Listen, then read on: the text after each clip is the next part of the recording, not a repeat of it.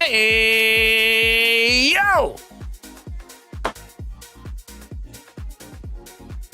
Ladies and gentlemen, welcome on in.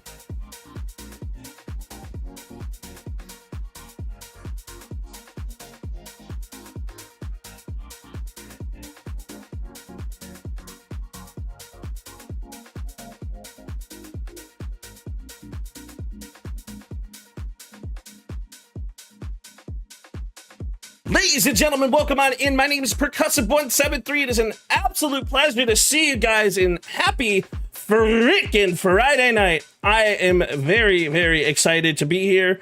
And honestly, like, we have had a hell of a week, haven't we, chat? Like, we've had a lot of great things happen. We've had Warzone come out finally, which you guys know I have been dying for. Warzone is one of those things that, like, I just absolutely love the game mode. And, like, for those of you guys know that I'm a huge Call of Duty nerd.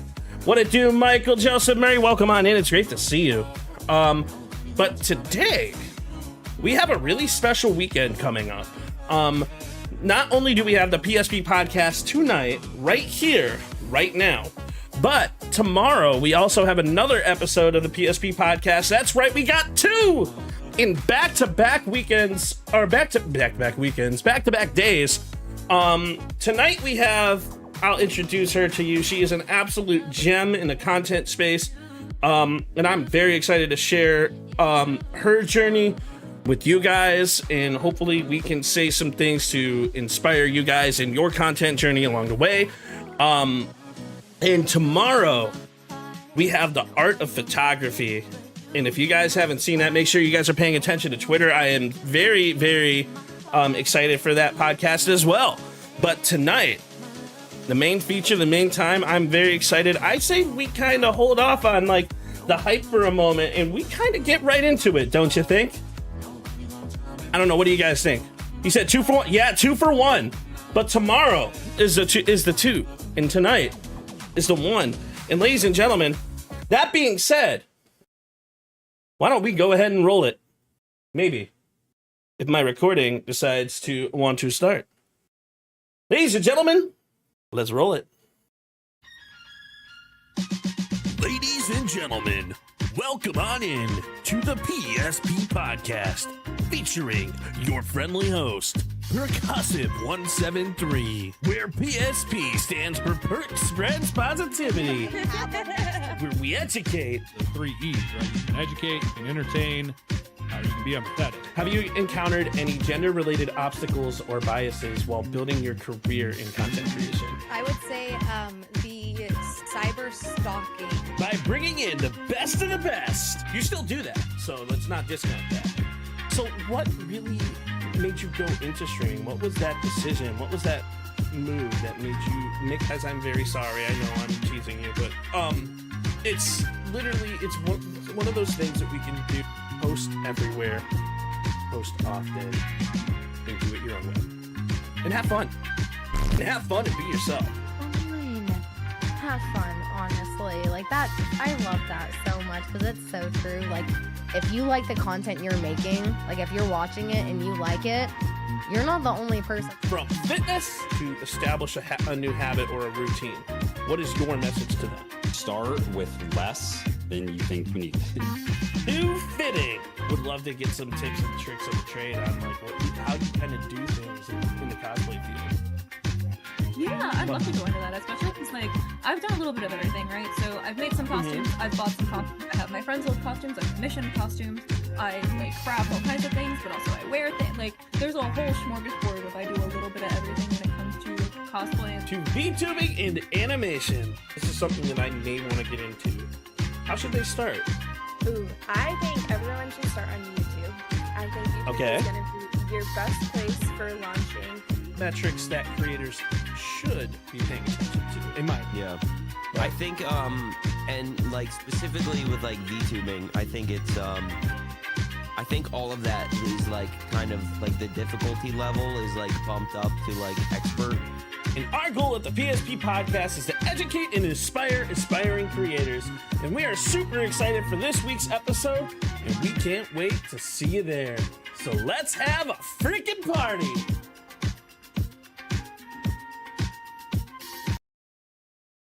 Ladies and gentlemen, welcome on into another episode of the PSP podcast, and I'm your friendly host, Percussive173, where the PSP stands for Perk Spreads Positivity. And today, we are talking about something which every creator cares about, and it's about longevity. It's about how to build a presence. It's about community. It's about actually building a brand that lasts. And to break it all down, I'm joined by somebody who lives this every single day.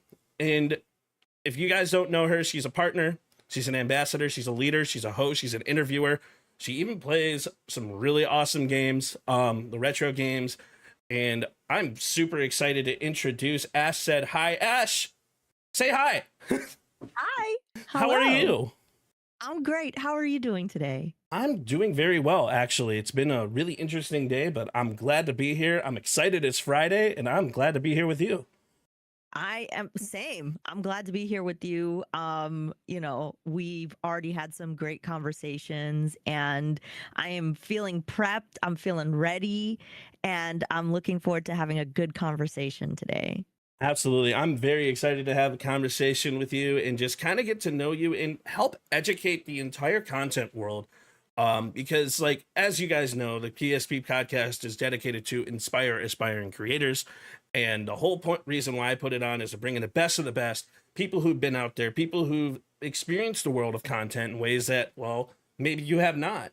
And we could share their journey with you and we can get to know a little bit about them. So why don't you introduce yourself to people that might not know who you are?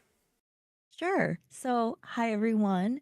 My name is Ash. I stream on Twitch as Ash Said Hi. I'm also on pretty much every social media platform as Ash Said Hi. And I've been a broadcaster since March of 2019. And I have been a Twitch ambassador since March of 2021. Sorry, I'm trying to make sure I don't mess up these dates here. It's been a long road, you know. And I have been a Twitch Women's Guild leader since last year. Actually, my time as the Twitch Women's Guild leader is going to be over at the end of this month. I'm in the wonderful position of handing off the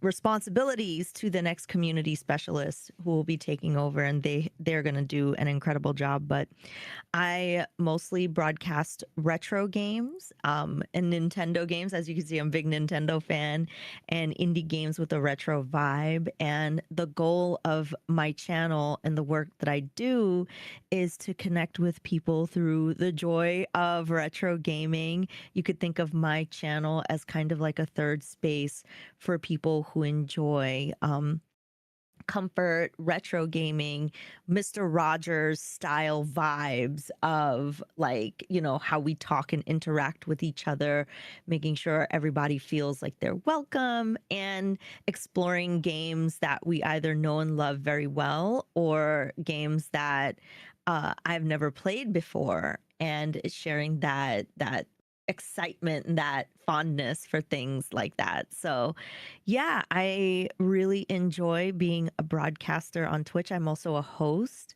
I've hosted in many different places, online and in person. I've hosted Twitch Rivals. I've hosted at DreamHack this year. I did the main stage.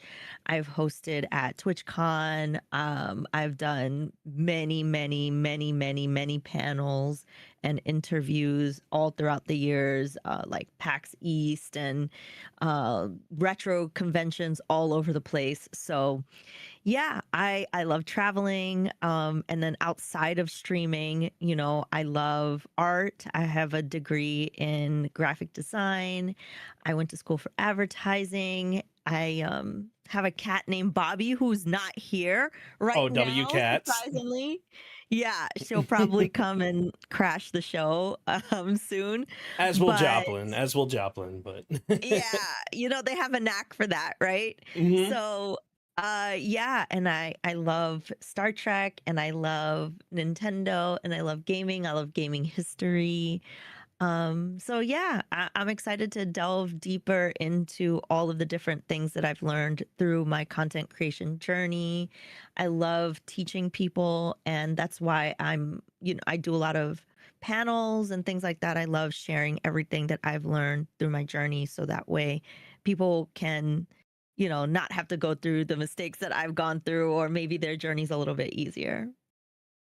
And that's honestly like super amazing for people that like don't know a lot about you, because like being a like in the women's guild, being a Twitch ambassador, doing as many panels as you have, like you've been out and about in the content field, and it is really speaks like your credibility as a creator and like the stuff that you put forward, and like it's awesome. It's really cool to see. And like you mentioned you were a host in the past, right? Hmm. So, what types of things do you like to host? Minus, I know we talked a little bit about the panels, but I know we can delve into that a lot more. Yeah, no, I absolutely love hosting panels for sure, but I just love being on stage, right? Like at Mm-hmm. DreamHack, I did interviews for the Artist Alley, like the people who are in the Artist Alley and like devs and all that kind of stuff. And that was really fun because I got to learn a bit about each of the people I was interviewing kind of on the spot. Mm-hmm. And then help them to feel comfortable on the stage. So, and it was my first time hosting main stage at DreamHack. So basically how that worked was Gabby Durden was like the main host for the main content, and then I was the basically like the interstitial host in between. So it was fun to kind of like play off of Gabby and like jam with her on stage, and she would do her thing, and then I would come out and we'd like banter a little bit, and then I'd bring the guests on stage and we would interview and talk, and then Gabby would transition out. So that was really fun, and it was a new experience for me. So I'm really thankful for DreamHack for working with me on that. And I've also done hosting at Games Done Quick, which is a speed running show that does charity multiple times a year. Ooh. So I've done hosting for AGDQ and GDQX, which is their live in-person show at TwitchCon. I've also been couch commentary, and couch commentary means like if somebody is speed running, there's a person that's either doing like color banter, or they're like giving a play-by-play of what is happening on screen. And I've done that for my friends at AGDQ and other shows as well. Like they have the show called Black in a Flash, which highlights Black speed runners and Black excellence in that category. So that's really fun. So I've hosted there, and basically what that means is like you'll read donations and you'll hype up the speedrunner, and you'll intro and outro them, and you'll kind of like for online shows you'll also kind of be their couch commentary if they don't have it. So that's really fun. And like I've done some hosting with Amazon at TwitchCon. So I Oh, cool. hosted for like it was really fun. I did it for Lord of the Rings when Rings of Power came out, Mm-hmm. and I had to do trivia, and I had to do like, just talking to the audience and, talking a little bit about the show before it was launched. So that was really fun. And I did this other hosting gig for Amazon at TwitchCon. There was a spin-off show for The Boys. I don't remember the name of it, but it was something like where the students were in the academy and they all had special powers. But like I said, it was a spin-off of The Boys. So I had to do stuff for that. And it's been really fun. It's been really cool, like this journey and how things have evolved. So my goals for 2026 are to absolutely get more work like that and to continue to broaden my horizons and see what other shows are out there. That is absolutely amazing. So my business in the content field is not nearly as seasoned as yours. I like to consider myself a little fledgling content creator, even though I've been around for 10 years, but I've only been streaming for like 5 of those years. Like I've been watching people make content forever, and like I decided to get into streaming because of Bad Bear Gamer and The Only Shady, who are amazing Call of Duty content creators, and it made me want to stream Call of Duty myself. I decided to put together the PSP podcast kind of on a whim because I was paying attention to like what are the little ins and outs of like how content can like work with you, and like how can you learn about content, what are the things we should know, and there isn't really much about that out there. And I don't know why, because like YouTube is an amazing place and it has all the things that you could possibly need to know, but I didn't learn that until I started kind of delving into the world of content and like trying to put together just a basic singular PC setup with OBS. But that being said, hosting something and streaming, they're entirely 2 different things. So what qualities as a content creator would separate a good streamer versus a good host? Oh, that's such a good question. I think, well, things that make that overlap definitely are your ability to improv, right? Like we were talking earlier today about live production and how you've got to be able to go with the flow and things happen and all that kind of stuff, right? Oh, absolutely. So I think that's where, that's definitely where they overlap. I think where they're different is for live production or hosting, it's about being able to work with your producer and being able to like understand information that'll come in quickly and change quickly, and you have to adapt, or you have to kind of be like a vessel to share information with the audience. So being able to read ad reads, being able to like obviously read a teleprompter and make it sound natural, being able to kind of like intro and outro, and you're not really the star of the show, right? Unless like that is the point of what you're doing as the host. Like if you are the star of the show, like that's one thing.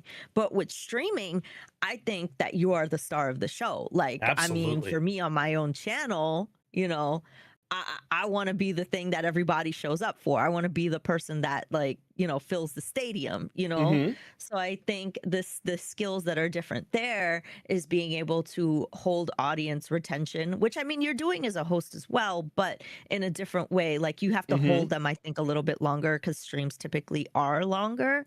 Whereas like as a host, maybe you're there in spurts, or you're sharing the stage with other people, you're not necessarily like the main draw. So I feel like that's where you kind of have to focus in your skills, is being able to draw the audience in, make them feel invested, make them feel like they belong, and then, give them a reason to be like, well, I want to come back, right? Because that's the other thing. Like a host is like usually a one and done kind of thing, and you move on to the next thing and that's it. But for broadcasting, it's like you want to make sure that people feel like they want to come back and they want to watch every day. I mean, for lack of a better term, probably like create some form of FOMO, so that way they're like, yo, I don't want to miss the next stream. True. So yeah, I think that those are important. But like a host, you definitely want people to FOMO, like in the sense of like, I don't want them to leave the audience. Like I want them to like stay because this is so action packed, but that might not necessarily be because of you. It could be because of whatever the content is on the stage. So, but definitely working with the producer, being able to hear information live in your Yes. ear and working off of that. That is definitely a skill that's much different than streaming, because you know they're gonna tell you things, and you gotta make it look as natural as possible. So Absolutely. And like I couldn't agree more with you, because like hosting and streaming, as somebody who's delved into the hosting world as a podcast host, they're two entirely different things. Like for streaming, like I'll be a COD streamer, right? Well, what my goal is to consistently talk, consistently be there, consistently like dictate my next move, and like the focus is a little bit different than that is of actually being like a podcast host. Being like a podcast host, you actually have to interact. You have to be genuine. You have to listen, because there are things that are said, things that you can piece off of, break off of, and it's just I'm learning this on the fly. I ain't an expert, so don't think I'm an expert here. But this stuff is really fun to do, and in a world of content, you have to find ways to make genuine connections, and I feel like running a podcast like this is one of those ways to do that. So yeah. So Well, I was just gonna say, like, I feel like, you know, when people say they're not the expert at stuff, I feel like the thing that makes you the expert is like going out and doing it. And I think 9 times out of 10, like 9 times out of 10, like, you know, people stop themselves before they even get to start. So just going out and like taking action, I think makes you very expert already. So I just wanted to point that out. Well, I couldn't agree more, because like the old saying is practice makes perfect. And you can't learn unless you fail. You can't fail unless you try. So you got to put yourself out there. You got to do it. And that's where I think the overlapping between hosting and streaming and content creation is, because another thing that people don't even know is there are people that feel shy or awkward on camera. And genuinely, like, I'm one of those people. Like, I can't tell you how nervous I was before this, because I want to put on a good show. I want to make you feel good and stuff like that. But what do you think some small habits are that can help people grow into a stronger host or a stronger content creator over time? Yeah, I mean, obviously practice, as we discussed, right? You know, you can't get better if you're not putting yourself into a position to learn and experiment and try things, right? Definitely. I think, giving yourself a lot of grace too, right? Because it's going to be hard, you know, and things are going to be inconsistent. And I think, you know, staying motivated even when you don't feel motivated is very difficult, right? And of course, people always talk about like, make sure to maintain your mental health, make sure not to, you know, go too hard on yourself, or not to burn out, or do things like just push yourself through and mask even when you don't feel like doing it. Like, be aware of your body signals when those things are happening. But I think it's also extremely important to put yourself in a scenario where you are doing difficult things.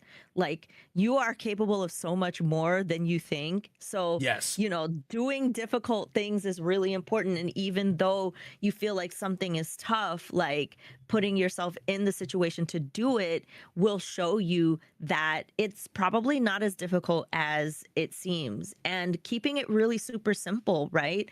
Like, if I know I want to become a better broadcaster, you know, you don't need all these technical know-how things. Like, it does help. There are aspects of it that do help if you know how to video edit, and you know how to, you know, write code for a bot, or you know how to set up, like, you know, multi-streaming and all kinds of things like that. Like, those technical skills do help, and there are like top level things that you should learn.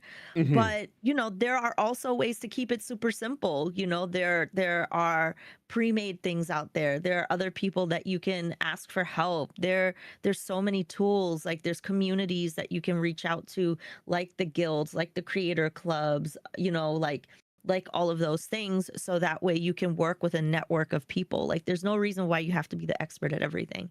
But I think it's really important to just put yourself in the middle of doing something, because Yes.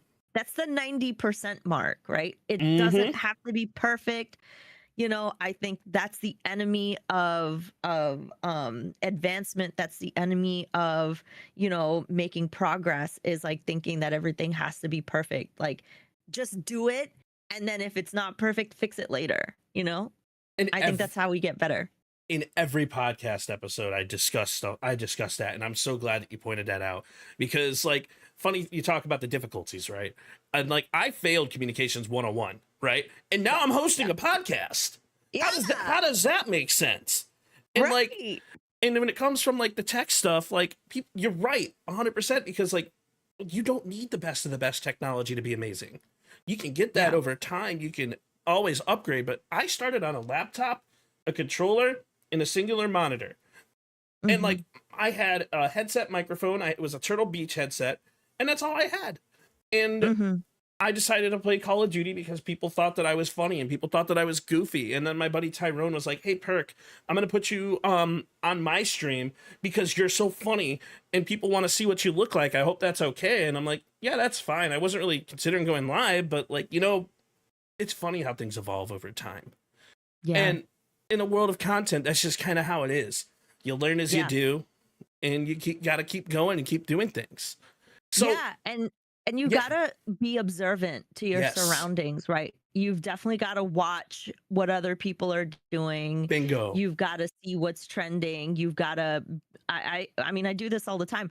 I always tell people, watch your VODs.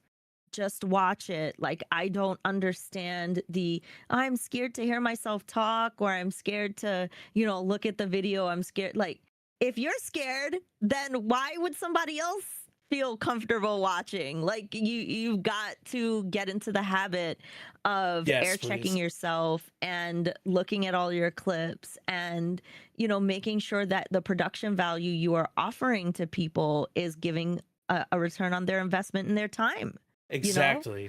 95% of what we do as content creators, streamers, hosts is introspective work, because we have to look back at what we're doing. We got to pay attention to the right analytics. We have to pay attention to when people leave the chat, because maybe we did something. Maybe something happened. We have no idea, but we consistently will say over and over that we learn from experience. But we have to be introspective. We have to look at what you do. If you don't like your content, do you think anyone else would like your content? Because you gotta showcase your passion. Yeah. It's huge. We're like same brain. Yeah, definitely same brain. So not only do you do a lot of hosting, you do a lot of interviewing, kind of like we're doing right now. So you're excellent at making guests comfortable. So what's your secret to helping them open up? What's your secret to making them be themselves? Yeah, no, that's a very, very good question. And I think the most important thing is listening in the moment, right? Yeah. Oftentimes when people are interviewing, they're just have a list of questions, and they're just like, I got to get to the next one. I got to get to the next one. And they're not actually hearing and reacting in real time to what the person in front of them is saying. So doing that helps people feel at ease. And then also letting people know that when you're interviewing them, this is their moment. We want you to be there. We want you to shine, and I'm not here for myself. I'm here for you. I'm here so that people can learn how cool and awesome you are. So it's the first thing I usually tell people. And I also tell people that, let's say, worst case scenario, we make a mistake on something. No one is going to know. No one is going to know unless we make it obvious that that was a mistake. Like, we verbally call it out, or something happens in our body language that shows that something is wrong. But you never want to let them see you sweat, right? So if something does go wrong, either playing it up, like, as a joke, or ignoring it completely, or doing something that basically makes it feel like that was natural, will make people feel like, okay. And it also gives a sense of relief, right? Because once you make that first mistake, you realize, oh, it's not so bad. So there's this really wonderful human being that I did a stream with yesterday named Business, and he's talking Super Nintendo. He's really cool. They do improv classes, and we've done the improv classes together at TwitchCon 2 years in a row. And the first thing that Biz teaches when you do improv is you bow and you say, I failed. That is the first thing you do. And it takes the edge off of like feeling like there has to be a sense of perfection, which, you know, messes people up. It really like, you know, makes them freak out. And I think that that's what people not oftentimes worry about. It's like, I have to be perfect. What if I make a mistake? People are going to laugh at me. That's okay. If you get a laugh out of somebody, you did good, right? Exactly. Embracing that stuff. So I think that is major. That is key for making people feel comfortable. And also when I'm going out, like if I'm going out on stage or if I'm doing something with somebody similar to what you did for me today, is I make sure that they are fully prepared and they don't have to do any heavy lifting. So I'll give them all the questions and I'll tell them this is exactly how the show is going to go down. And here's the run of show and here's what to expect. And this is what we'll cover. And anything you don't want to cover, we won't. Making sure that they are fully aware of what is going to happen. That way they're not connecting dots in their mind that don't exist. You know, they're not building stories in their mind that'll never happen or thinking of the worst case scenarios. It's They know what's going to happen. So Prep those is your are best the main friend.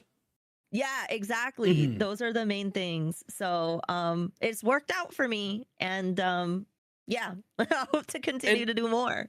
So tech is one of those things that can really help you in these types of situations. Like you discuss, there are certain things that happen on streams that nobody will know what's going on. Like, for example, I'll be straight up open and honest with you about some stuff that's happening right now. There's some stuff that's happening from a technical perspective that's completely out of my control, but you guys will never know that it's going on unless I told you. You'll never know what's happening to my bit rate and why it's fluctuating so rapidly. But the more you stream, the more you learn little tips, the more you know how to utilize your command prompt, the more you know how to utilize certain aspects within OBS to slow the encoding error or to improve the encoding error or to fluctuate certain things and fly with it and like do things on the fly. It's also one of the reasons why like maybe my camera is changing colors and you guys didn't realize it because I just switched my scene. So there are certain aspects that you can do, certain tips that you have over time that can resolve these issues. For example, studio mode. If you're a producer, one of the things that is your best friend is studio mode because you can make changes within the studio mode and then hit the transition button and it'll be a silent transition and no one will ever know. Yep. I have used studio mode so many times. Like for example, if I'm doing a co-stream with somebody and like we're playing a game like Animal Crossing, but I don't want their code to go out on the video, right? I'll use studio mode and I'll get into their town using the code so that way, you know, you don't get trolls that try to like break in or whatever. And then I'll transition over and it'll be super seamless, right? Studio mode is really awesome. Actually, dude, I'm it glad is that you so told people great about that. Well, one of the things that like I love to tell people is the utilization of studio mode because I do a professional podcast. And you as a producer, as somebody who's backing a producer, not someone who is talking. I don't mean this style of producer. I mean a behind the scenes, someone who's making things happen, making changes, adding media files, adding peripherals on the fly. Studio mode is your best friend. And you have to learn how to be a producer, like an actual producer, to go, you have slide A, you have slide B, you do an A-B test, and whichever one works. If it doesn't, you switch to the B. And like, you see people, there was a really cool scene that the Cincinnati Reds did, right? Or sorry, not the Cincinnati Reds, the Texas Rangers. It was versus the Cincinnati Reds. I'm a big baseball fan. Big baseball fan here. So it was a Texas Rangers game. And in their production, they were showing the back end of their production studio saying, well, look at slide F. Look at slide F. All right, we're going to go F, then we're going to go E, and then we're going to go right back to B. We're going to go right back to the slide transition. It was one of the coolest things ever because you really see what some of the people do behind the scenes that actually are making that live broadcast transition happen. And like this was after a home run. So it was so cool. Also, let's go Guardians. Oh, sorry, Mets fan here. I'm sorry. Hey, you saying sorry to me. Listen, you're a Mets fan. I don't even want to talk about the year that we had last year. Like, hey, you have Francisco Lindor, so I love Francisco. He's my homie. I have a Lindor jersey. I have a Lindor jersey in my closet right now. I knew we were friends. Hey, yeah, let's go. You might be a Mets fan, but hey, at least you're not a Yankees fan. Yeah, nah, chill. Nah, Yeah, I mean, this year alone, I've been to more baseball games than I ever have. And every time I go, I have to have ice cream in the hat. So, like, you know, Boston White Sox. I mean, Chicago White Sox. Boston White Sox. But I did go to no. I did go to a Boston game this year. I did go to a Boston game. I went to a Red Sox game. I don't know where the hat is though, but yeah, unfortunately the Yankee hat. I got a Mets hat hanging up in front here. If you ever go to Guardians, if you ever come to Cleveland, let me know. I'll go to a game with you in a heartbeat. Yes, I'm there. Because my goal in life is to go to every baseball stadium at some point. Well, when you do that, because Cleveland has Cedar Point, I'm just saying, like, do a 2-in-1 trip there, the greatest amusement park in the world. Heck yeah, let's go. I'm I down. love that. Ride some roller coasters. Absolutely. Yeah.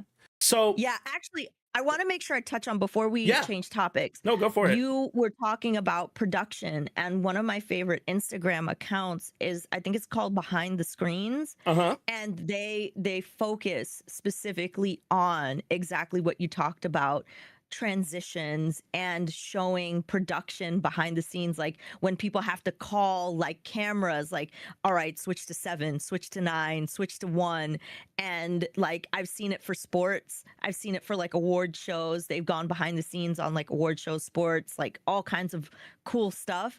And it is like, to me, it's one of the coolest jobs, but like also super high stress, because I'm like, how do they know what to call next? How do they know where to go? How do they know what's going to be the best, you know, like best camera angle? But it is so fascinating. And then seeing like the cameramen or camera people, what they have to do to get the shot right. Like there was one video that they posted on Instagram of like the Kendrick Lamar performance for that was great. The halftime show, but they showed like what the cameraman had to do to get like all the 6 shots that they did, and it is super fascinating. I am endlessly fascinated by that kind of stuff, so I'm so glad you brought that up. The level of production that goes into the shows that you see every day is something that you just can't see. And this is the beauty of being a content creator. And I'm going to shout out BB Jess for a moment, but being a content creator, her camera setup is sick. That's what I'm saying. Like she'll go to like camera 1, camera 2, camera 7, like she'll bounce around, and she'll make her cameras like be absolutely incredible and fluid. And I don't know the name of the thing that she uses, so I'm not going to try to name that.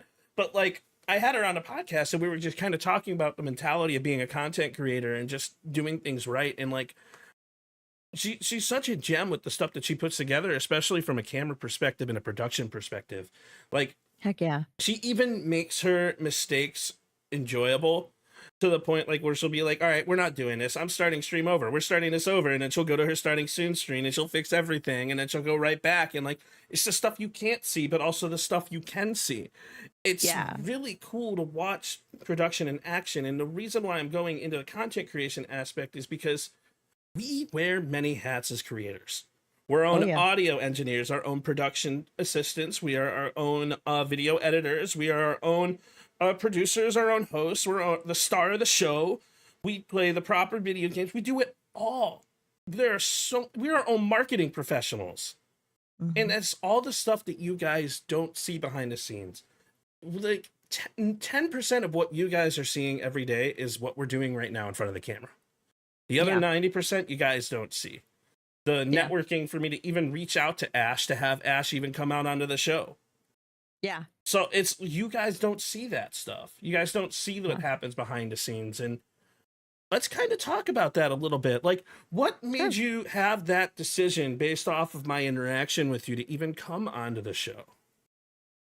I mean, I think it was the fact that you like emailed me first. and was like, hey, I want you to, do you want to do this?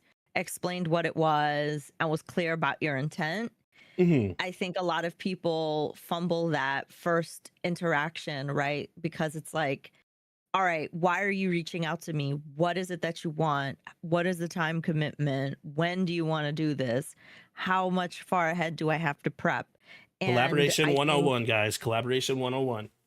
yeah, I think that as you shared, like, and after we started like talking more and like chatting on Discord, it was very clear to me that this was a serious production, right? Like you were asking me questions, you had questions prepared, you did your research, you did pretty much all the heavy lifting. So once I saw all of that happening, I was like, okay, this is fine. But a lot of people need to understand like professional communication is absolutely key. Even if I know you very well, or, you know, maybe even not very well, even if I, you know, just know you in passing, if you email me and say, I want to do X thing, this is the expectation, this is what it's for and when and all that, I would be very 100% open to working with you as long as, you know, all the details are laid out and the intent is clear. So that was like, that's really key. So if you decide to reach out to somebody that you don't know and you email them or you DM them in a professional manner and you let them know all the details and they do get a chance to respond, you know, that's to make sure that you give them the grace of like, hey, you took the time to respond, I'm not going to waste your time. Right? So that's important. And then understand that people are extremely busy, right? So if you don't get a response, you know, understanding that that's the way that it goes sometimes. And if you respectfully follow up, you know, within a certain amount of time, I would say like a week or 2 weeks should be reasonable. To Sometimes wait I give to it a send month. yeah. And that's, you know, I get why, you know, even I would feel comfortable depending on who I'm reaching out to wait that long. I think that that's totally fine. But then if you reach out repeatedly and you either don't get a response or you get a no, like respecting that boundary. And you know, no doesn't always mean no forever. Like I think it's okay to eventually reach out and be like, hey, I know you said no before, but do you have time this time? And if not, you know, that's cool. You know, I that would not bother me at all if somebody, as long as they were, you know, it was professional and respectful. Every single day, I live my life as a professional, inside of work, outside of work, in with my hobbies. And the reason why that I do that is because being a collaborative professional is what allows people to actually see you as a genuine, authentic human being. You have to be professional in your main line of work, and you have to be take content seriously. And if I came up to you and I was like, "Yo, Ash, I'm running this podcast. You'd be dope here. Come join." You'd probably be like, "Who the fuck are you?" I'd definitely be like, okay, that's like reflective of the vibes, you know? And it might not necessarily be a bad thing. It's just, Right. okay, like I have to figure out what vibes do I align with most. And for me, being having a professional mindset with everything that you do allows the ability to create collaborations. And like I know one thing I'm going to mention here is I'm going to say the word, and I hate saying the word, as you guys know. I'm a small creator. Not a lot of people know who I am. I'm undiscovered, but I prefer the word undiscovered when it comes to that. So, but being able to reach out and create collaborations and have people who've been in the industry for as long as they have be comfortable enough to coming on just any type of production that I'm doing, it just means the world. And the reason why it means the world is because you know you're doing something right. And it comes through being a professional that allows you to effectively network, that allows you to make the genuine connections, and like it's just what you have to like be confident in the content that you're putting out. It allows your authenticity to show. Yeah, 100%. Everything that you just said, I think you said it eloquently. And confidence is key. I think that people respond well to confidence as long as it's, confidence, not cocky, right? Yes, Like, I think confidence as long versus as, ego. yeah, Mm-hmm. exactly, right? And also being professional about it just absolves any confusion, right? Like, I'm not going to be confused about what your intent is because I know that your intent is to focus on the work. And so that creates a sense of safety for me that I don't have to put myself in a situation where I don't know what to expect. Will this person take advantage of me? Is this person gonna say something that's gonna make me feel uncomfortable or anything like that? If we're focusing on the work, there's no problems here. And that creates a sense of trust. And I think I think you rightly said not small, but undiscovered. And I think that as long as you continue doing things the way that you're doing them, this is going to be a great trajectory for you. Like you're setting yourself up for a lot of success. Hey, she's complimenting me, chat. I appreciate it. Get over I'm gonna it. try. I'm gonna try. But so the reason why I bring up the confidence aspect, the reason why I bring up the professionalism aspect is because this is what allows you longevity in the content creation industry. This is what's going to Absolutely. allow you to make the connections, to network, to meet new people, and who knows what doors are going to open up just by being your enthusiastic, authentic self. So allowing yourself, and that's the whole point of this this podcast today, is talking about longevity in the content creation industry. And as I've said in the beginning, the podcast is dedicated to inspiring aspiring creators, not just new, but people who are growing, people who want to grow their own product, grow their own brand. So that being said, what is one thing you wish you knew when you started your content creation journey, and how might that help an aspiring creator today? Oh man, that is such a good question Thank you. because I feel like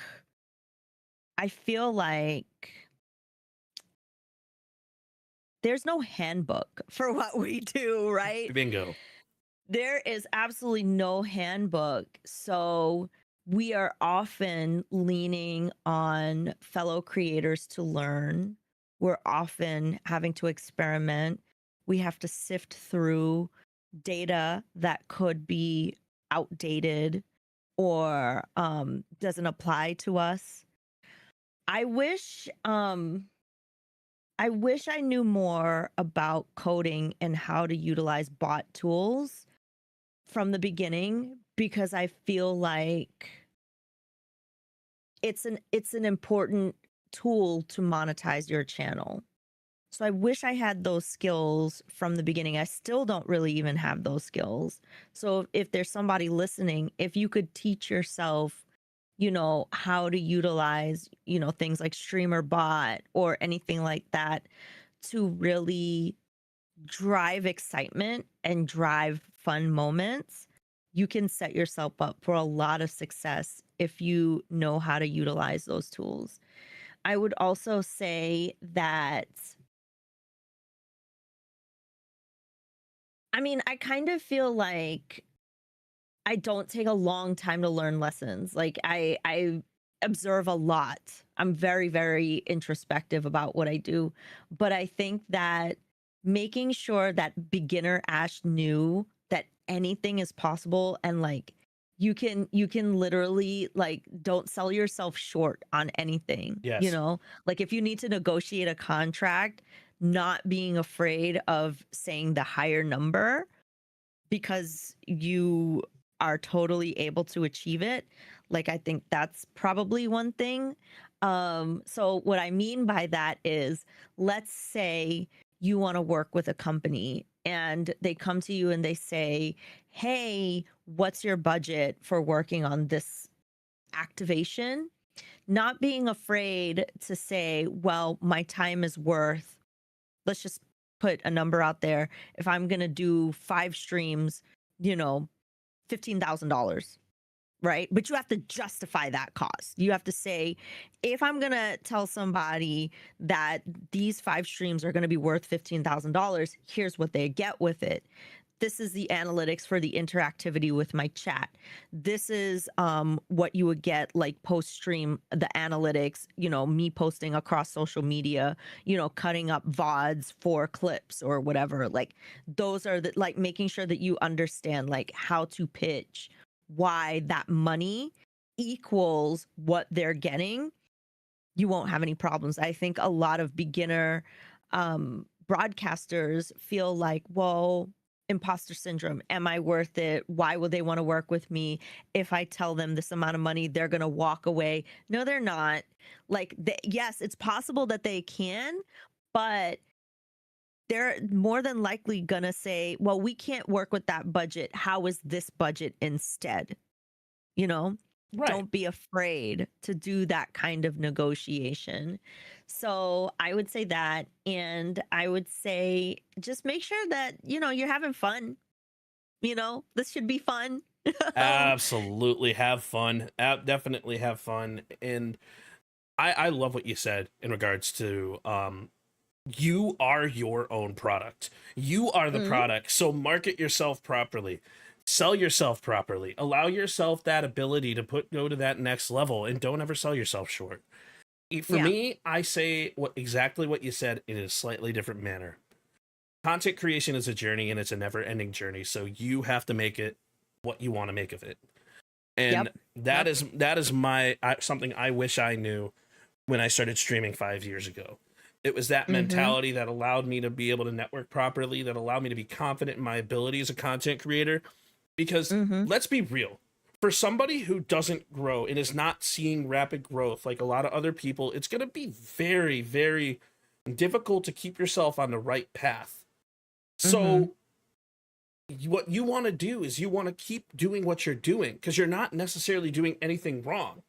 But one of the things that you can do is keep being confident in your product and keep learning how to make it better, because the more you work on your own content and the more you put it out there, the more people are going to see it, and the more people might possibly like it and then come to your streams from it. And definitely, I wish I posted content way more than what I do now, because that's going to allow me to be visibly seen and allow people to come say, hey, this is Perk and this is who he is, you know?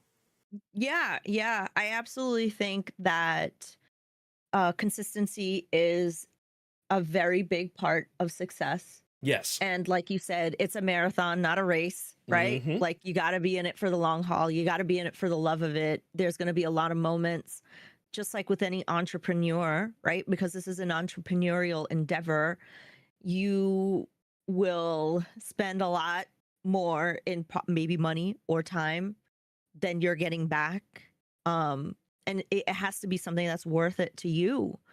So if you decide like, I want to do this as maybe a full-time career, you have to put in the full-time career hours. You can't put in the hobby hours and expect to have a career. Yeah, it doesn't work like that. It doesn't. I mean, not everybody is going to be Haley Welsh and blow up by saying Haktua. Not everyone's going to have that happen. And no disrespect to her at all. I love the fact that she blew up. Something funny. Okay, I was watching YouTube the other day, and I watch a lot of Howard Stern. And I love Howard Stern. Yeah. Howard Stern did a show where it was like a boxing match between like Crazy Cabby and I think Stuttering John or something like that. Okay. And there was this woman who I think she was like, you know, an adult actress, and she was talking about how she did a scene with I don't know, one of Howard's people, right? And she was like talking about Haktua, like exactly like that girl in the same context. And I was like, oh my God, she's the original Haktua girl. Like she said that thing like decades before this other girl did. I just thought that was really funny. So that's a huge point. That's a huge point though, because everybody gets all bent out of shape about copying other people's content, and they're saying this thing like copying content. It's not copying content. It's when the content is out at the right time and you're doing it in your own enthusiastic, authentic way. And it's not copying content. Stop thinking about it like that. Like it's your own stuff. Like, Yeah, yeah. look Like at Corpse Husband. Look cannot at Corpse create. Husband. Yeah, yeah, exactly. Mhm. Exactly. We're not creating in a vacuum, right? Right. Everything is going to be a derivative of something. We are inspired by the people we surround ourselves with. You know, we are, expressions of all of the life experiences that we have. And all of those life experiences are coming from the things that we either consume or read or are inspired by, like whether that's like art or, photography or music or whatever, like, and all of those things are going to drive whatever our creative output is. So it obviously don't go out and steal, right? Like don't go out Right. and be like the thief of art. But even for some people, that is, how they do what they do, right? Look at artists like Banksy and things like that. So I mean, don't go out and steal, but also, if you do like utilize creative efforts, find ways to make your voice heard. And I think that's Yes. the most important thing. So yeah, I just thought that was really funny. And I was like, oh man, somebody should do like a video where, it's like split and they show both of them. But yeah, and then don't be afraid to repost stuff, right? Yes. Like if you've done something and maybe it didn't hit the way you wanted it to. Except like, on TikTok, don't no... repost the exact thing on TikTok. I'll tell you that right now. Really? Mhm. Really?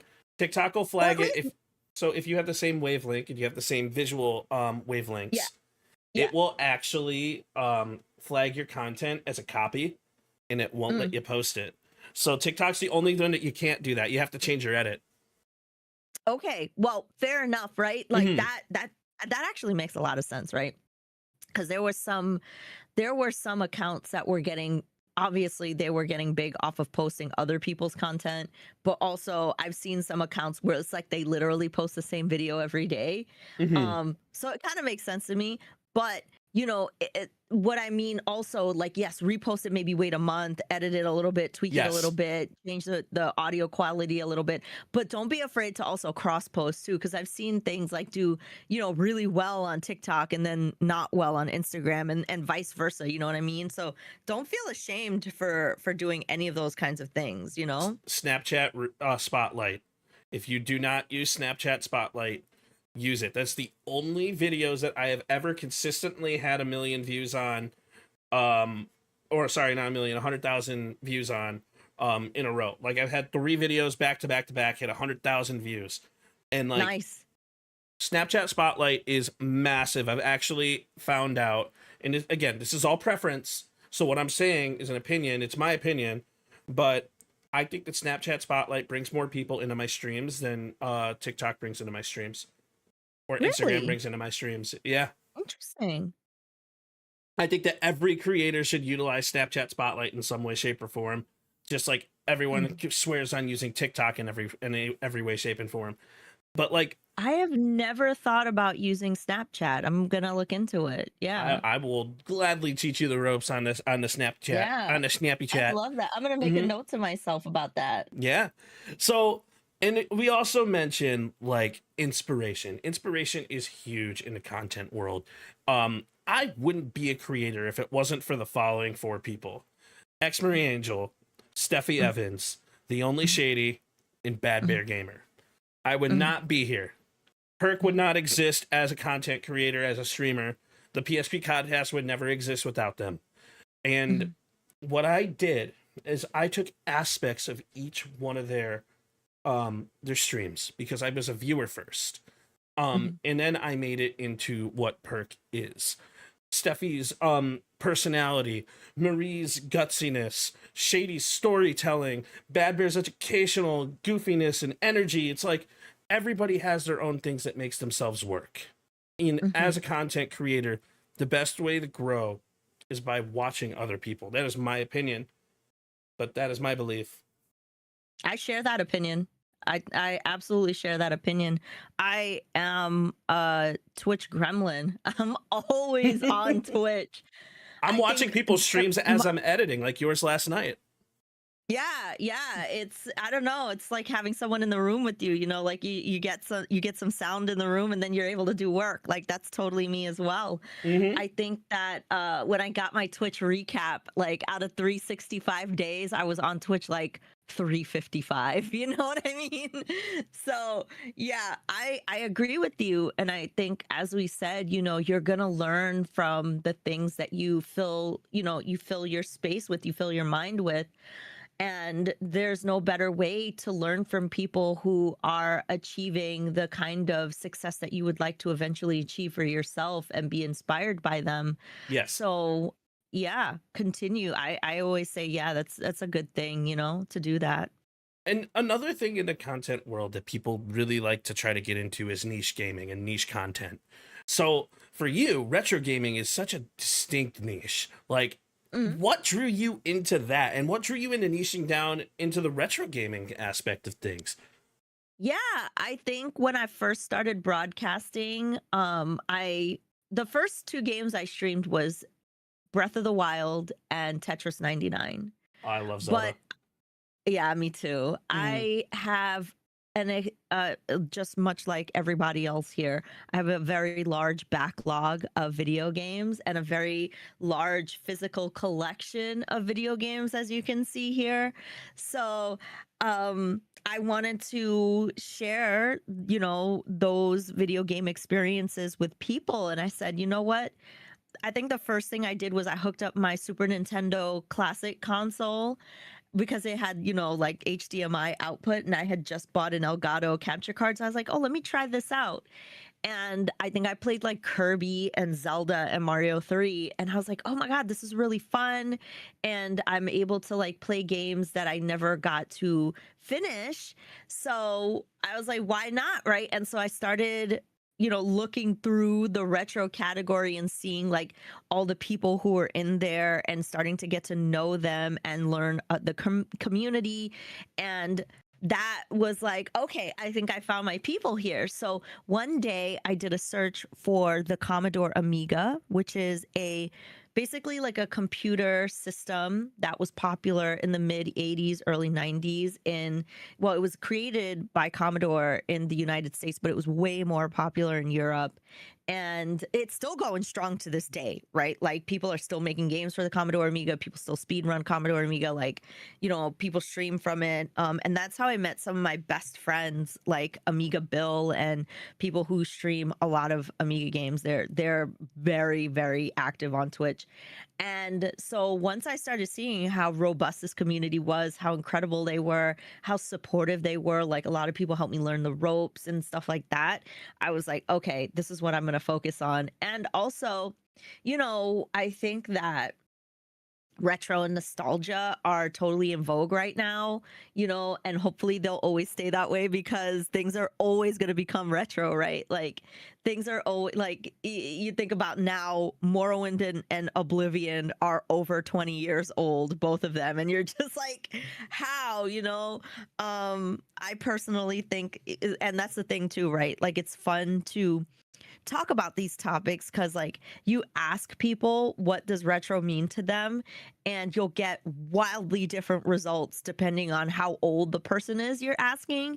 So like a kid nowadays would definitely be like, the Wii is retro, and you just be like, I can't hear that. I can't hear that. The Wii is not retro. I mean the Atari.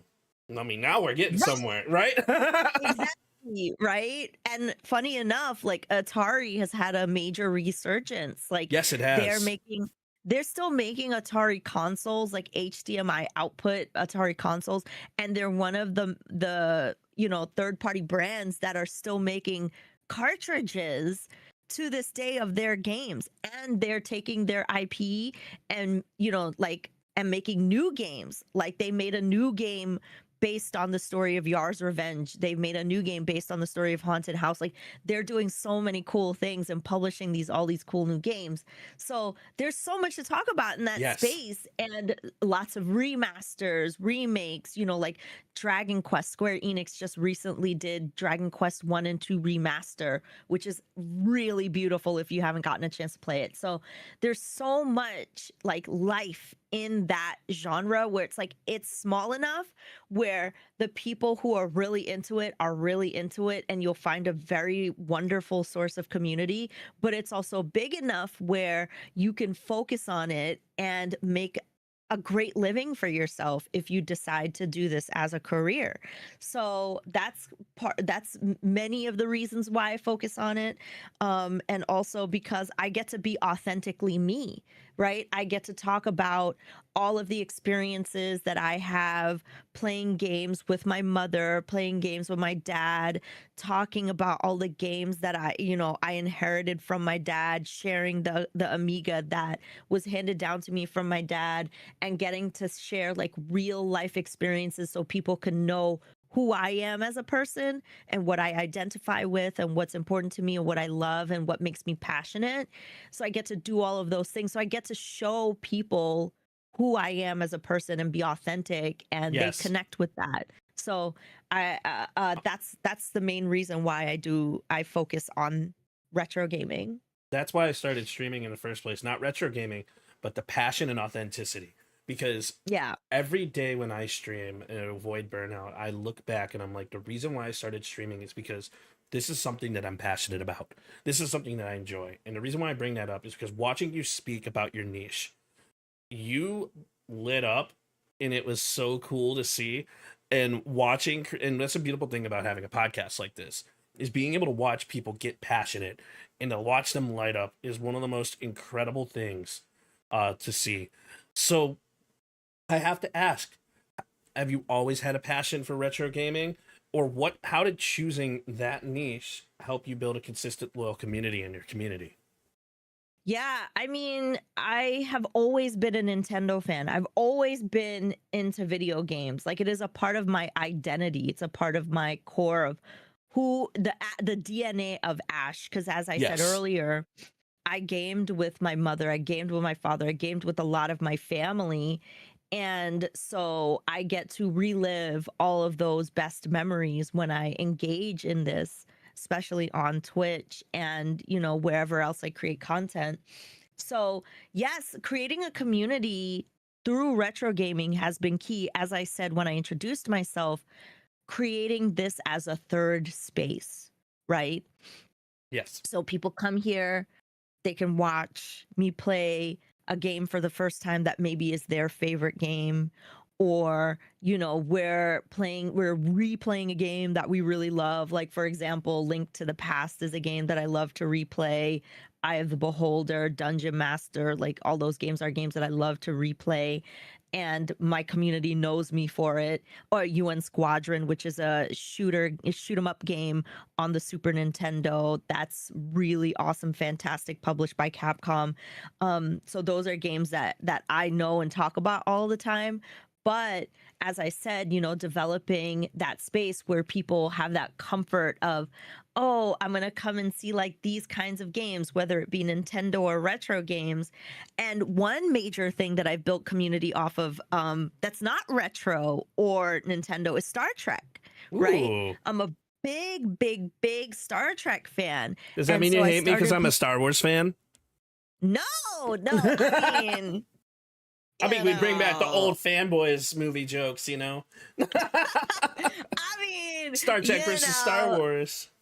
I'll always say, all right, there's definitely Star Trek episodes that you should watch and check out. Like, I respect Star Wars. I do like Star Wars. I have a few Star Wars figures. Actually, I have a Salacious Crumb right here. Oh, hold on. Here Go he is. left. Yeah, there you go. Oh, that looks so cool. Oh, there we go. Yeah. Salacious. I love it. There he is. Love it. Yeah. I have him right next to my Enterprise. So yeah, Hell yeah. I have an X-Wing right above my desk. But yeah, I built people so I played Star Trek Online, and if you're unfamiliar with Star Trek Online, it's basically a massively multiplayer online game that's been around for over 15 years, where you can, for lack of a better term, LARP your Star Trek life. Like, you can. Oh, that's so cool. Yeah, like you can build your character to look just like you. You can customize all of your ships. Practically every Star Trek ship ever made is in the game. And you can be like, whether you want to be Klingon or Vulcan or human or, you know, Jem'Hadar, whatever. Like you can be all of those characters and go through a lot of the story. And the people who created the game use the TV shows as inspiration for a lot of the content in the game. And the actors from the show voice their characters in the game. Oh, that is so cool. Yeah. That is so amazing. Almost every character that we know and love and grew up with the exception of like maybe one or two, they're actual actors voice their characters. So, you know, LeVar Burton as Geordi, you know, you've got voices in there from some actors who sadly passed away, like the actor who played Nog, Aaron Eisenberg, the actor who played Odo. Like there's so many different people in there who are in there. And then you have like Worf, you know, which is really cool and all that kind of stuff. So it's awesome. It's really, really awesome if you're a big Star Trek fan. But the reason why I brought that up is because I started playing that every Thursday. And, you know, we would just talk about the TV show. We would talk about the game. We would talk about like all kinds of, you know, like pop culture, Star Trek stuff. And then people enjoyed that so much, they started coming to the other days, you know, when I wasn't doing Star Trek content, right?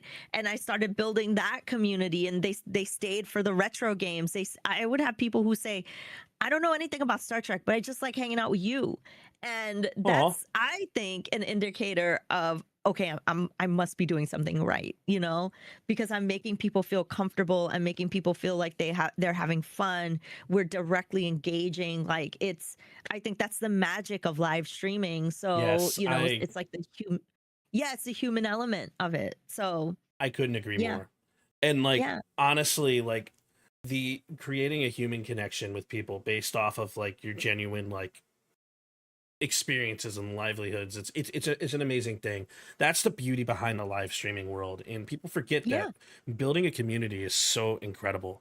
So for any newer creators who are struggling to find their niche or struggling to get through, and this is a heavy loaded question, and we had an entire podcast with Serena Paris about this, but what advice do you have for those creators who are trying to find their niche and what identity fits them?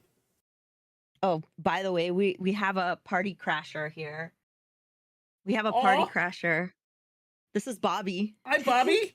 Look adorable, kitty. Yeah, she is the star of the show. I was like, when is Bobby gonna get here? Joplin's here. currently asleep. At the moment I start talking for a long period of time, she'll come in and be like, "Oh, hi." Yeah, adorable. Exactly. I think that's a really, really good question, how to find your niche. And I think that, well, I would even go ahead and ask a question of, is it important to niche, right? Now, I agree with you there. Yeah, I mean, the reason why I asked that, well, like, okay, I think that there are pros and cons to doing both, right? Finding your niche will help you find your people, will help you find your demographic, and know it will inform how you're communicating with your audience, right? Because it'll help narrow down maybe the demographic, the things that are important to them emotionally, psychologically, and then you can kind of know how to approach your content based on what's important to your audience, right? So I get that. Like, so if I know that I love streaming Fortnite, the things that I talk about in a Fortnite stream might not translate if I decide to switch categories and go to retro, right? They might not necessarily, depending on what you're talking about. And the people who watch are going to have vastly different needs, right? Like emotionally, because like maybe the audience for Fortnite is going to be younger, or they're going to be like, you know, maybe have a shorter attention span or whatever. Like there are going to be needs that they have that are going to be very specific to whatever it is that they are in their lifetime at that point, right? So that's why it's kind of important. I think it too niche, because then it'll help inform you like what kind of experience you want to deliver. But then at the same time, like, people are multifaceted, right? Yes. You're going to experience burnout if you do the same thing over and over and over again for many, many, many years. And you're going to want to explore, you're going to want to learn and grow, you're going to want to feel comfortable like being able to try other things. So I think that there's definitely good and bad when it comes to figuring out like what is it that I want to do. And I think the most important thing, so that way you can kind of like maybe soften any kind of potential problems that could arise from that, is really focusing on who you are as an identity. Like, what kind of content, what kind of like experience do you want people to have? Like, knowing your why is pretty much what I'm getting at here. Understanding why you're creating content will help inform how people will experience your content. So that way you know what it is that you want to say. So like, instead of, I know that when I open, I always say like, I focus on retro, I focus on Nintendo, I focus on indie games with a retro vibe. But the most important thing in the elevator pitch that I give to people is I want my space to be a third space where it has a Mr. Rogers kind of feel, because that's more universal, right? That's going to inform you what it's going to be like to be a chatter or to be a viewer in my stream, no matter what game I'm playing. And so that's important because, you know, I don't want to only do retro. Like, sometimes I want to play Animal Crossing, sometimes I want to do something else. But it might be important when you are trying to figure out how to market yourself for sponsorships, right? Because an elevator pitch has got to be quick, right? You've got to be able to describe what you're doing, and it's got to click for people in a short amount of words and a short amount of time.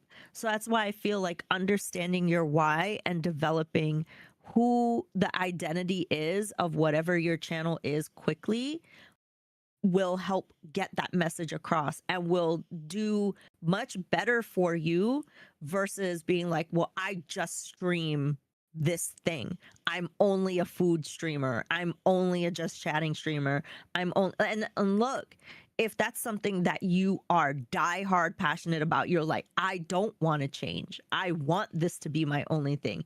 There's absolutely no problem with taking that route. The beauty about what we do is that the sky's the limit. Only our imagination is what's going to hold us back from whatever we want to achieve. And, it's all about what you want to get out of it. There's many workflows to achieve success. And even like you said, it's my opinion, right? Like, there are some people out there who will tell you the exact opposite. You've got to niche down. You've got to talk to your audience in this very specific way. You have to curate everything that you do. And then there's some people who are like, I just throw up videos and I don't even think about the thumbnail. So I'm actually one of those people who throw up videos and don't really think about the thumbnail, except for the podcast stuff, because I actually want everybody to look good whenever I do stuff like that. So that's really awesome when it comes to talking about niching down. And like, I personally think that niching down helps, but again, it's your own journey. You can do whatever you want. And like, it's what showcases your passion. Yeah. And that's going to allow you to be along for a long time. Right, exactly. It is going to give you direction. Whereas if you don't have direction, you're going to feel like intimidated by the blank canvas. Yes. Right?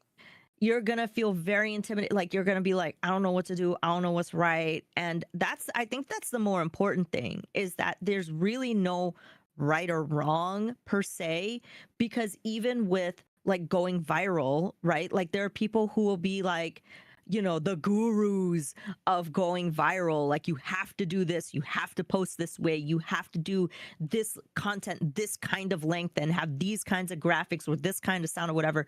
And it's like, those things can change very quickly, you know? And even the people who develop these apps and work on these algorithms don't even fully understand them themselves. Yes. So just do what feels right for you. And if niching down feels right, like do it, you know, because there are going to be mega like pros if you could really figure out how to emotionally connect with that audience and how to really understand how to deliver for them. So if you say want to get into cooking streams, for example, and you have a sense of something that is really successful because you've tested it 1,000 times and you know it very well, like that's the most important thing.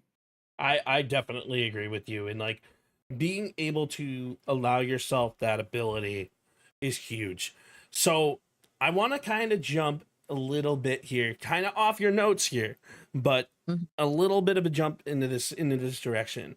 What separates a content creator or streamer from a quick in and out of the content world versus being around the community for the long haul? How do you think that is either niching down or niching out? And I know we kind of touched on it a little bit, and that's kind of the route I want to go because I think that's a really interesting question here. Yeah. So I hope I understand this question correctly. Sure. I think the difference between somebody who is like a fly by night in and out versus somebody who stayed for the long haul, like what is the difference in their behavior to make them either stay longer or stay a shorter amount of time? Okay. So I think the most important thing, right, is staying in your lane. Like, and what I mean by that is not, oh, I'm my own business. It means focus on what you're doing and be intentional about what you're doing and not, you know, being not being comparative to what your journey is versus somebody else's journey, right?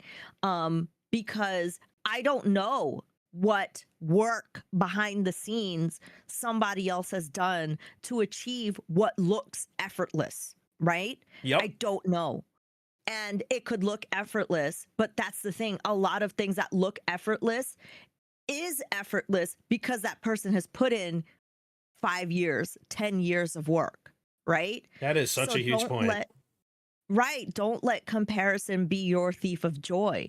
You know, don't look at others and be like, well, I want what they have, and why am I not getting it? And when people don't achieve the success in the timeline that they expect, that's when you'll see people be like, well, I give up. Do I even matter? Why am I even doing this?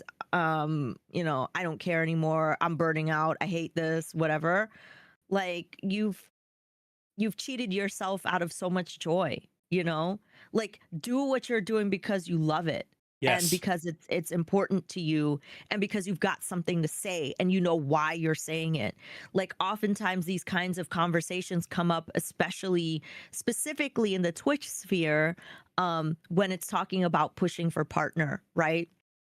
Like, how do I achieve that? And then there are people who are like, well, you got to partner push, you got to, you know, create this hype, you got to do this, you got to do that. And then, you know, like within a certain amount of time, well, it's like, first of all, why do you have to set yourself up on that calendar? For what?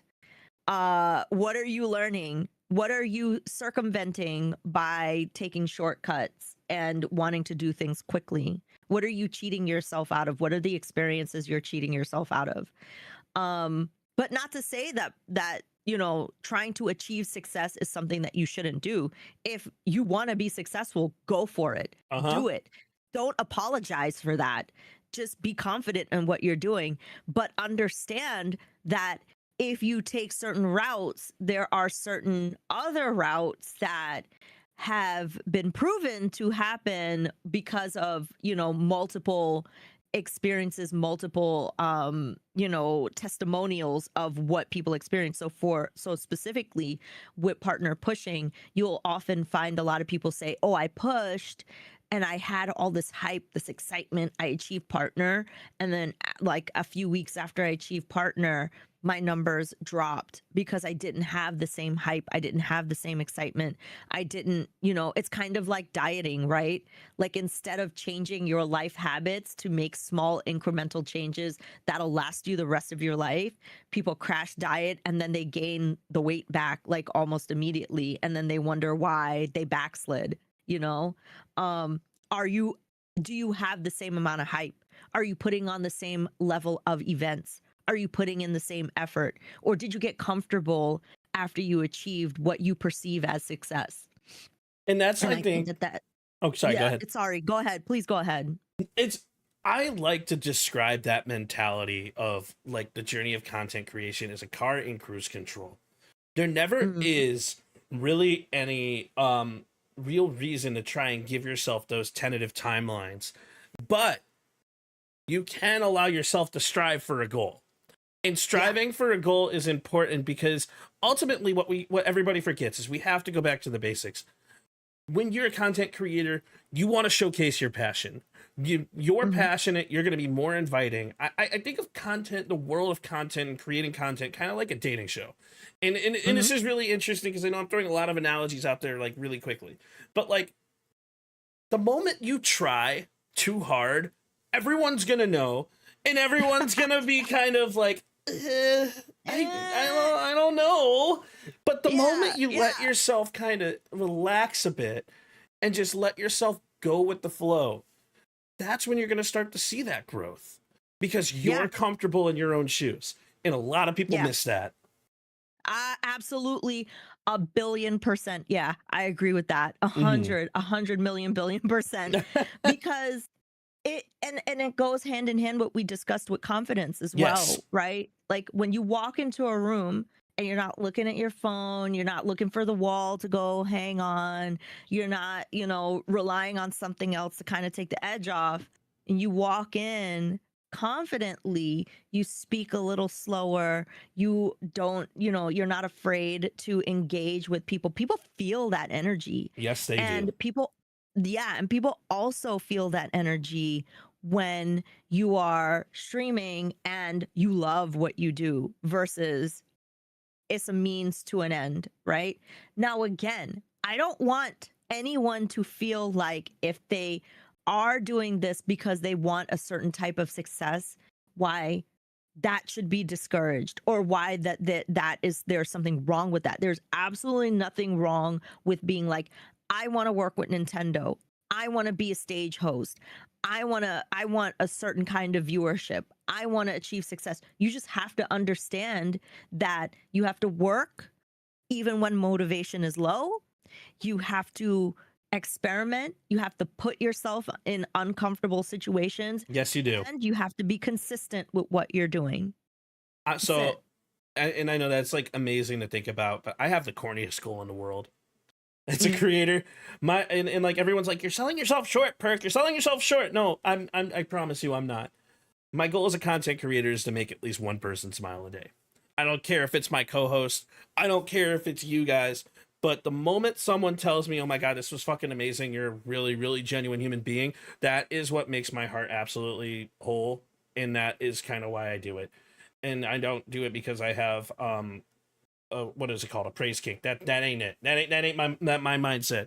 I do it because this is a hobby that I turned into something that I'm truly passionate about. And the moment I get into conversations in regards to the industry and the content industry, it showcases that passion.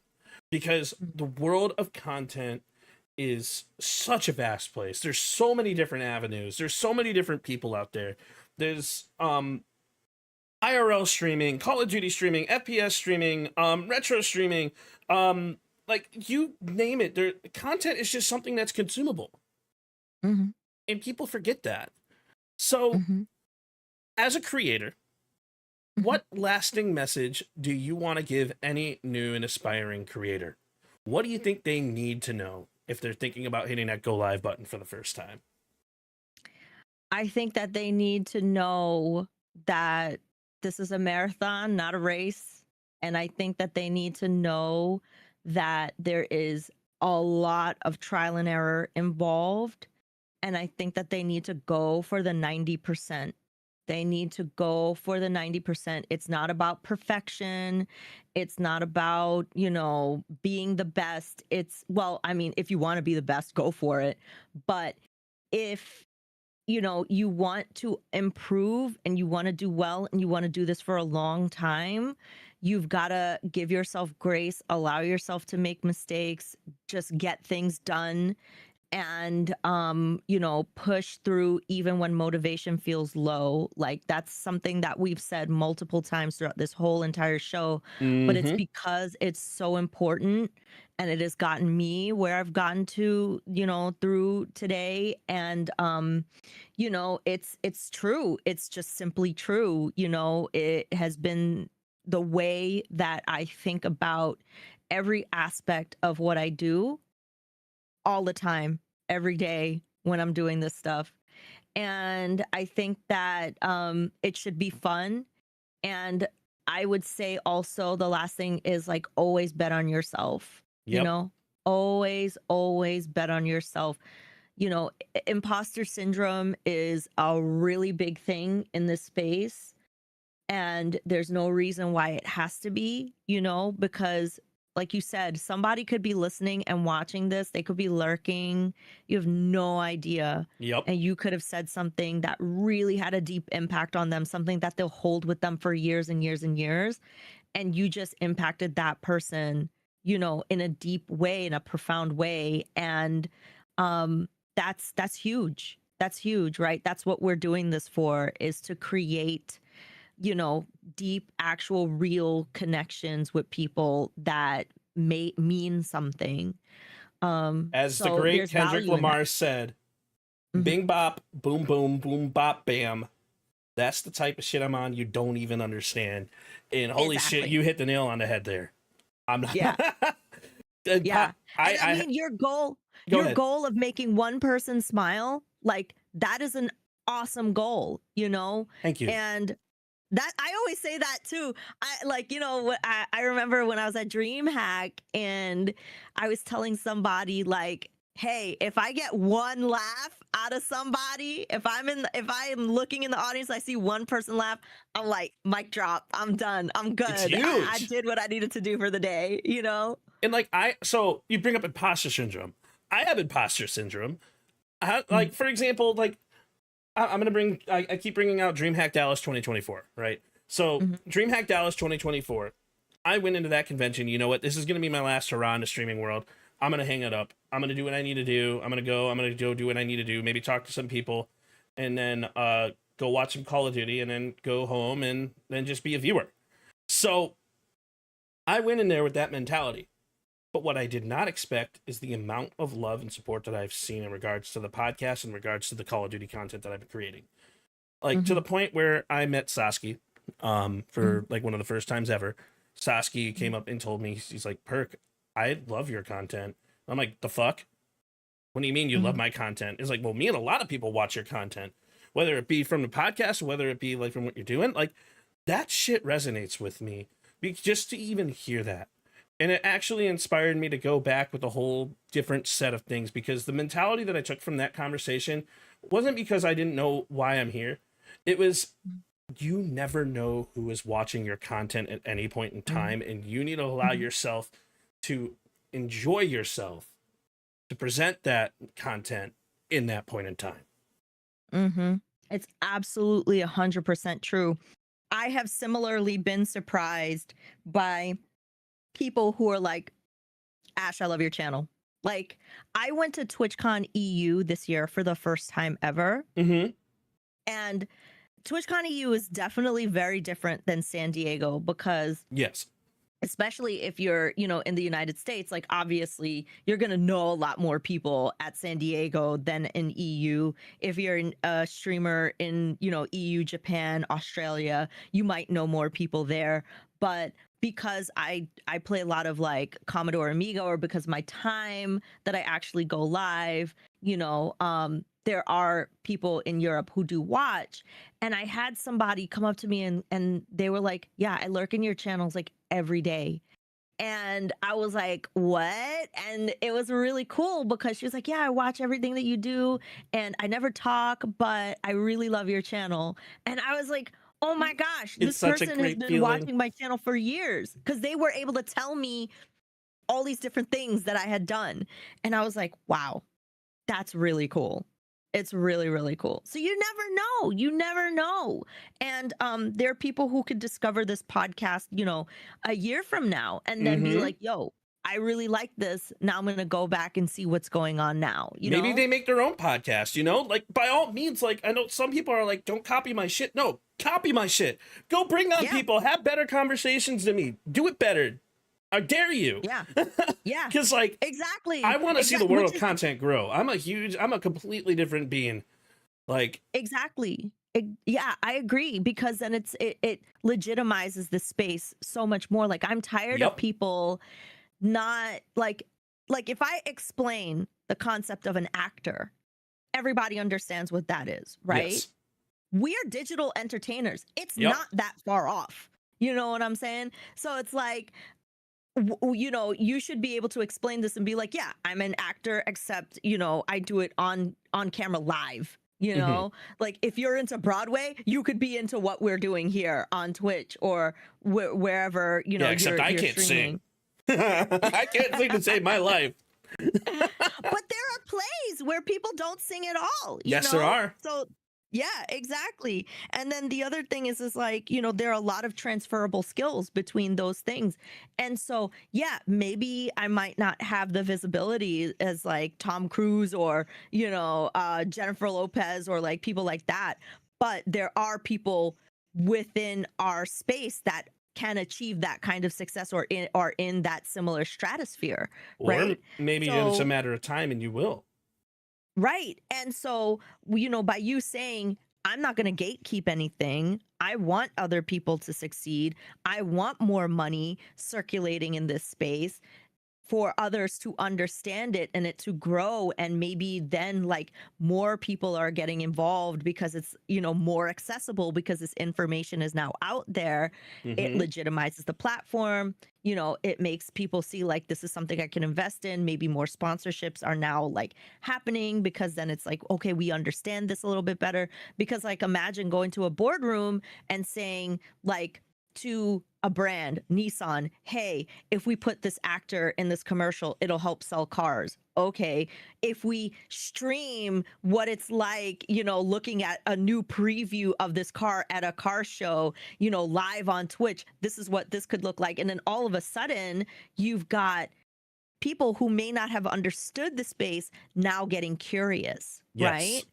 So I think that that is an absolute important goal to have, to be able to never gatekeep, to always share this information, which is why like for me, I'm always doing panels. I'm always inviting people onto panels. I'm always talking about, you know, how do we share education? How do we get more people doing this or people doing this where they're not having such a hard time? So I'm right there aligned with you. It's a huge thing. And like, we definitely want to have more people in the content space because that's going to be how the content creation industry is going to grow, whether it be from an esports perspective, whether it be from like just a podcast perspective. There are a million different avenues out there. So my Yeah. last question of the podcast is, as a new creator coming into the space, Mhm. what do you want to see from them? What does Ash want to see? I want to see content creators who are, you know, very intentional about what they're doing. Like they're asking themselves, why am I doing this? What do I want people to feel and experience? And I want people to really push the boundaries of what it means to be a live broadcaster. You know, do they have bots that do incredible things? Are they, you know, are they including pop culture into their broadcast? Like I love seeing people who are doing like performance work on Twitch. Like maybe they bring a little bit of acting, maybe they bring a little bit of improv, maybe if Hell they're yeah. a music performer, they're doing like I recently found this channel. who their music performers is like duo, and they were dressed like Devo, which is a band from the 80s. I love and they Devo. also Yeah, Devo's Huge awesome. Devo fan. Yeah. Mhm. And they had like all these cool graphics that were very like 80s, 90s, and they were doing really fun things with their alerts and their bots and stuff like that. I also want to see people have like really important conversations, right?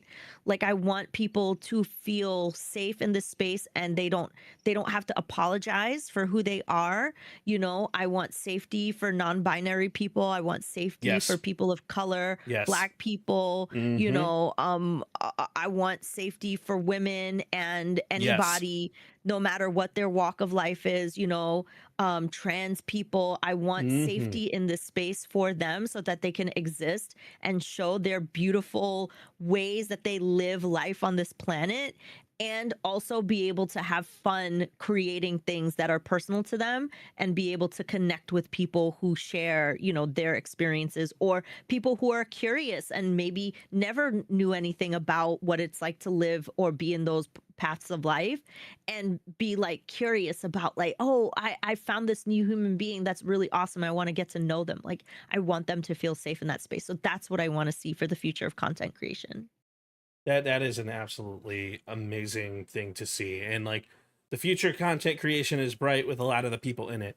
And I want you guys to see that. I want you guys to start like paying attention to all these new creators. And when I say you guys, I don't just mean you people in the audience. I mean all of us streamers, because I know the majority of people that watch my content is a lot of streamers.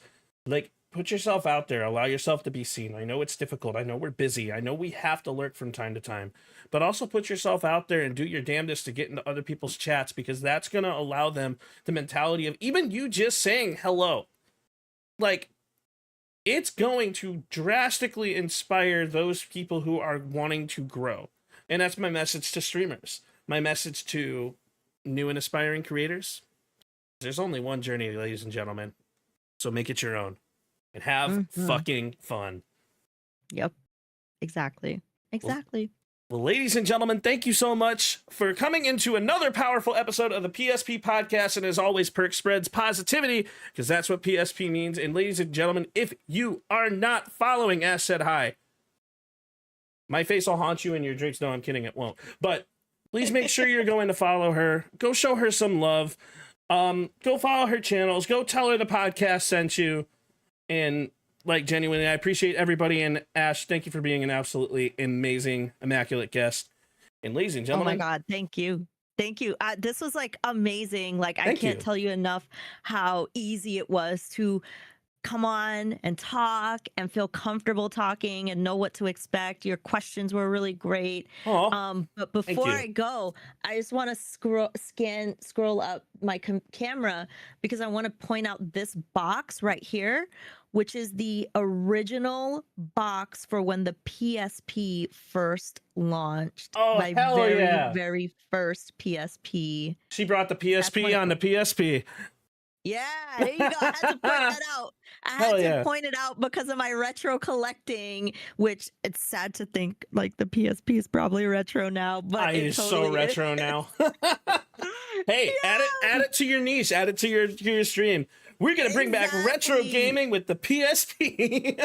Yep. But that is like from the first run of PSPs. I was like a day one adopter for that. So well, thank you very much once again.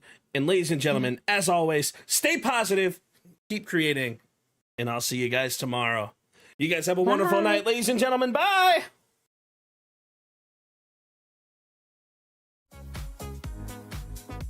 All right, I'm gonna kind of slowly shut things down.